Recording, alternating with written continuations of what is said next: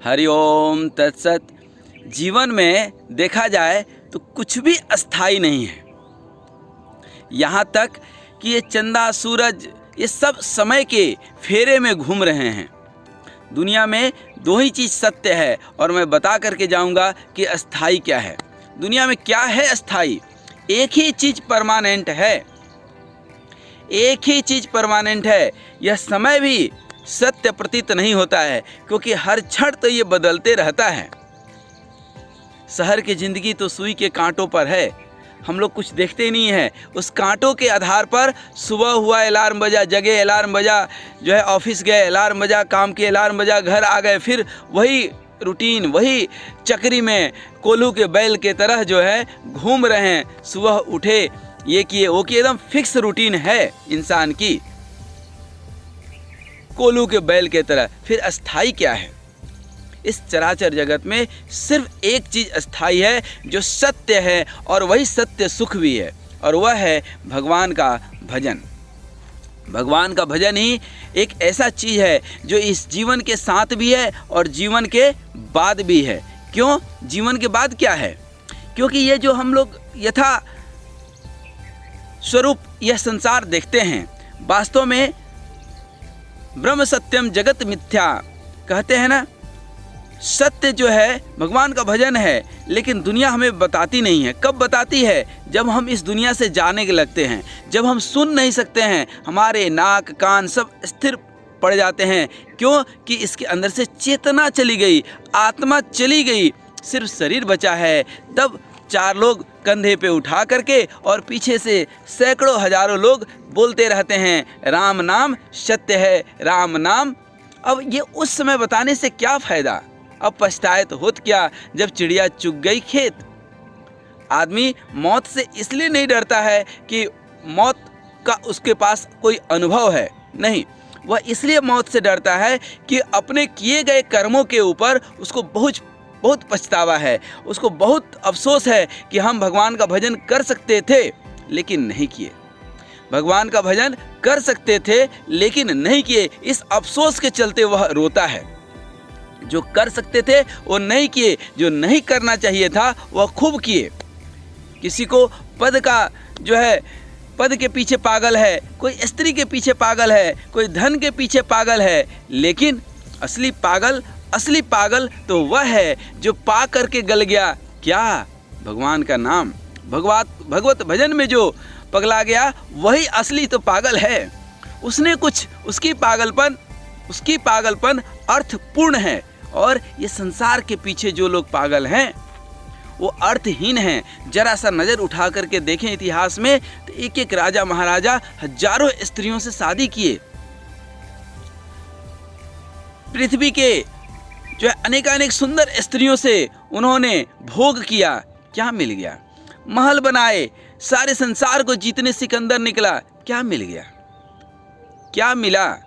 तो जीवन में थोड़ा विश्राम जरूरी है, थोड़ा आराम जरूरी है, और उस आराम के पल में अपने श्वासों पर मन को टिका करके भगवत भजन जरूरी है, ध्यान जरूरी है। क्योंकि ध्यान से जो ज्ञान का अनुभव होता है वही असली ज्ञान है। अन्यथा ये किताबों से तो थोथा ज्ञान मिलता है। श्रवण करने से आप जिसकी सुनते हैं वह कितना सत्य है मुझे तो नहीं मालूम, आपको भी नहीं मालूम, लेकिन ये परम सत्य है। क्या? राम नाम। हरि ओम तत्सत। क्या कहते हैं? हरि ओम तत्सत। ये हरि का जो एक नाम है, जो प्रणव है, शिव पुराण में भी इसकी व्याख्या है, जो प्रणव है यही ईश्वर का नाम है ओम। और ओम जो तत्व है, ये तत्व है, इसको विखंडित नहीं किया जा सकता है। लोग अर्थ निकालने के लिए अ उ म इत्यादि कर लेते हैं, अनेकानेक अर्थ निकाल लेते हैं, लेकिन ओम एक जो है शब्द नहीं है, एक मात्रा नहीं है, एक प्रतीक मात्र है, एक ध्वनि है, इसको विखंडित नहीं किया जा सकता है। ये तत्व है। तत्व का मतलब ही होता है जो पुनः विखंडित ना हो पाए। और ये तत्व हरि ओम तत् सत्य, ये तत्व ही एक सत्य है, बाद बाकी सब कुछ असत्य है इस संसार में।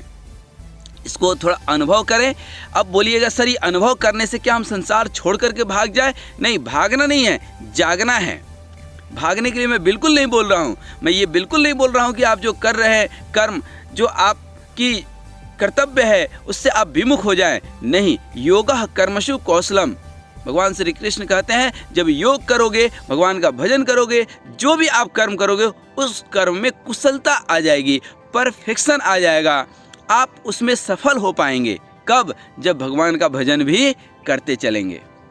इसलिए इस जीवन में समर्पण का भाव रखें, कृतज्ञता का भाव रखें। यदि कुछ जीवन में अच्छा मिल गया है तो अहंकार नहीं, कृतज्ञता रखें कि भगवत भजन करने के स्वरूप या भगवान की कृपा स्वरूप यह हमें सफलता मिली है।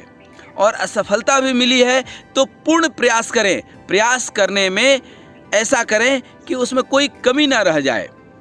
कोशिश करने में कभी भी कमी नहीं करना है। बाद बाकी फलों में आसक्ति भी नहीं, वो भगवत स्वरूप भगवान के भरोसे उसको छोड़ दीजिए। यदि मिल गया तो भी अच्छी बात है, नहीं मिला तो भी अच्छी बात है। जब द्रौपदी का चीरहरण हुआ तो सबसे ज़्यादा क्रोध किसी के ऊपर आया? तो कृष्ण भगवान के ऊपर। क्यों? कि तुम भगवान और तुम्हारे रहते हमारी ये दुर्दशा, हमारे पति हार गए। तो कृष्ण भगवान ने यही कहा कि पति हार गए, लेकिन क्या खेलने के पहले हमसे उन्होंने पूछा था कि मैं खेल लूँ, मैं नहीं खेलूँ? ऐसा उन्होंने पूछा था? नहीं पूछा था, इसलिए हार गए।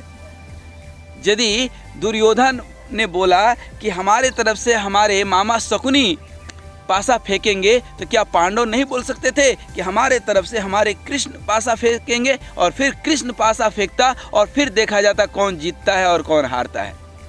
जीत और हार तो तब मजा आता जब कृष्ण पासा फेंकता। लेकिन क्या जुआ खेलने के पहले किसी ने कहा? नहीं कहा। इसलिए जो भी आप कर्म करें, अच्छा हो बुरा हो जैसा भी हो, भगवत स्मरण करते हुए, भगवान को सौंपते हुए। और जब भगवत भजन करते हैं ना, मैं बार बार बोलता हूँ 24 घंटा में 24 मिनट कम से कम मैं बोल रहा हूँ, ज़्यादा से ज़्यादा 24 का 24 घंटा आप निकाल लीजिए, मुझे कोई दिक्कत नहीं है। लेकिन 24 मिनट भी भगवत भजन करते हैं, योग ध्यान साधना करते हैं, तो साधना, ये शरीर क्या है? एक साधन मात्र है। साधना करने के लिए परमपिता परमात्मा का सर्वश्रेष्ठ उपहार है। इसको जरा सा समझिए। इस जीवन को अनर्थ व्यर्थ मत गंवाएं।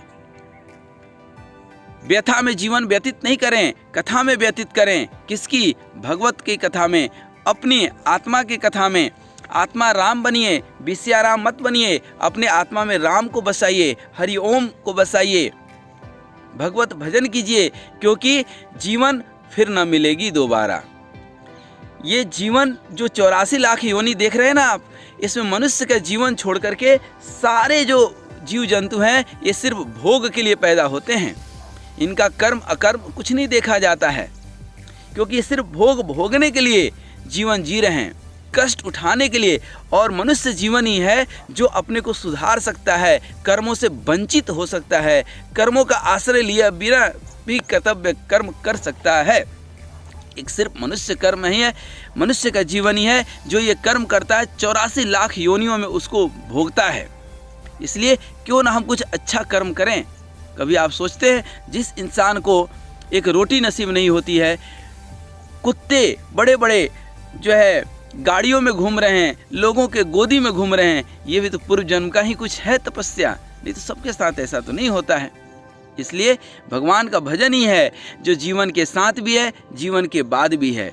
भगवान का भजन करेंगे तो एक समय आएगा जो भोजन से ज़्यादा महत्वपूर्ण भजन हो जाएगा। उपवास, व्रत, रोजा इत्यादि का मतलब सिर्फ इतना सा ही है कि जब आपके जीवन में भोजन से ज़्यादा महत्वपूर्ण भजन हो जाए तो उसकी सार्थकता है। साधन से ज़्यादा महत्वपूर्ण साधना हो जाए, क्रोध करुणा में बदल जाए, परोपकाराय धर्मस्य मूलम, दया धर्मस्य मूलम, वासना उपासना में बदल जाए, तन और मन का संयोग हो जाए, यही योग है। संकट विकट इस प्रकृति जनित जो है रज सम तम इत्यादि जितनी भी सुख दुख मान सम्मान अपमान इत्यादि से वियोग हो जाए, अर्थात हम सुखी रहना सीख जाएं।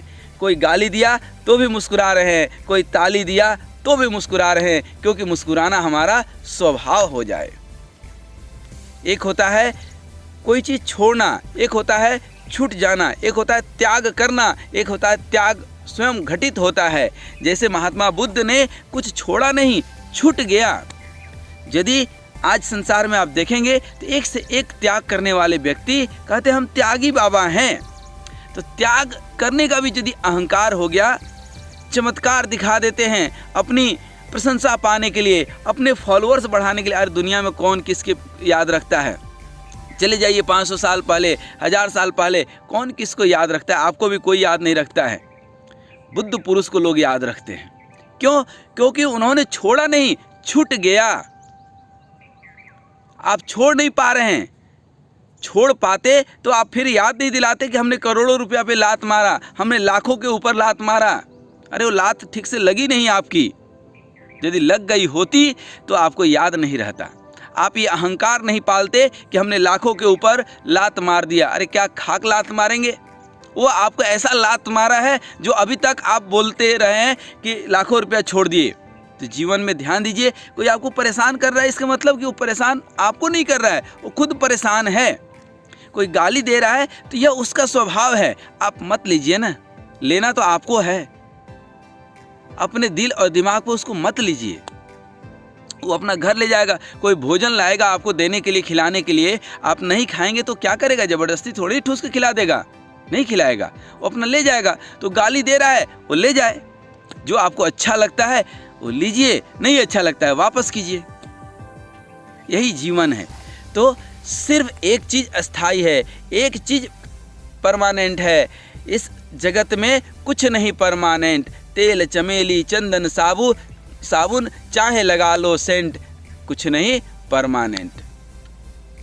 जर्नल, कर्नल, बर्नल चाहे बना लो तुम अपना गवर्नमेंट, नथिंग इज परमानेंट। एक ही चीज परमानेंट है, सत्य कहूँ उमा कहूँ अनुभव अपना, जगत सब सपना, हरि भजन सिर्फ अपना। इसलिए भगवत भजन, भगवान का भजन ही एक ऐसा चीज है जो जीवन के साथ भी है, जीवन के बाद भी है। भजन का आनंद जिसको मिल गया, भजन का जिसको रस मिल गया, उसको तो भोजन से जो है, भोजन से वह ऊपर उठ जाता है। भोजन की भी इच्छा नहीं होती है, उसको भूख लगती है, भजन कर लिया, पेट भर गया। क्योंकि पीने वाले तो सब पीते हैं, पीने वाले तो सब पीते हैं, लेकिन जिसने राम रस पिया, जिसने भक्ति रस पिया, जैसे मीरा ने पिया, सूरदास ने पिया, कबीरदास ने राम नाम पिया, ऐसे पीने वाले का जो आनंद है, उस आनंद की कोई सीमा नहीं है, उस सुख की सीमा नहीं है। वो अतीतातीत है, सर्वातीत है। वो कहीं भी रहेगा तो जो है वो मस्ती में रहेगा। जंगल में रहे कि बस्ती में रहे, वो अपने मस्ती में रहेगा। किनारे रहे कि कश्ती में रहे, वो अपने मस्ती में रहेगा। जहाँ भी रहेगा वो सीताराम सीताराम कहेगा, वो भगवत भजन करेगा। और ये किस बात की चिंता, किस बात का टेंशन? जो करते हैं दिन रात हमारी चिंता, ऊपर वाला भेजा है ना, वो करे हमारी चिंता। हम तो भगवत भजन करेंगे, भगवान का भजन करेंगे। और आप ये बिल्कुल मत समझिएगा कि जो भगवान का भजन करता है, भगवान के भजन में डूबा है, वह निकम्मा है। अरे वो सर्वश्रेष्ठ काम कर रहा है, आप करके तो देखिए, संभव नहीं है। अनेक भिखारी मिलते हैं, मैं बोलता हूँ दिन भर में कितना मिलता है तुम्हें? 200 रुपया। 500 रुपया ले लो, बैठ के 2 घंटा भजन करो। नहीं करता है, बोलता है मैं 100 रुपया में खुश हो जाऊंगा। लेकिन ये भगवान का भजन हमसे संभव नहीं है, सबके बस की बात नहीं है, सबके बस की बात नहीं है। आप ध्यान करने बैठिए, जो चीज़ सालों सैकड़ों पुराना जो है चीज़ें हैं, वो भी दिमाग में आ जाती हैं। क्यों? क्योंकि अंदर विकार बैठा हुआ है। इतना भीड़ में रहना बहुत आसान है, अकेले रहना, इस जंगल में घूमना, ध्यान करना, बैठना, एकांत वास करना सबके बस की बात नहीं है। बोल देना बहुत आसान है, चुप रह जाना बहुत मुश्किल है। क्रोध बहुत आसान है, कोई भी कायर बुजदिल व्यक्ति क्रोध कर देगा। लेकिन करुणा